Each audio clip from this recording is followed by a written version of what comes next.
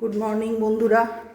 আজকে মনসা পুজো শুরু করলাম। আজকে সকালবেলা সুন্দর একটা পরিবেশ দিয়ে ব্লগ দেখতে থাকুন।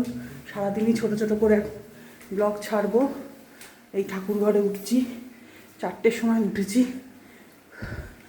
স্নান টান করে। তার মধ্যে কাজের মাসি আসেনি, ঘর টর মোছা হলো, সব কাজ টাজ সেরে এই আসলাম ঠাকুর ঘরে। এই যে আমার ছাদ দেখুন, পরিষ্কার, বৃষ্টি হয়েছে, ঝকঝকে গাছগুলো সুন্দর। এই ঠাকুর ঘর ছেলে করছে, আমিও এসেছি ঠাকুর ঘরে। শোনা, এদিকে আয়, তুই আমাকে ওখানে দে।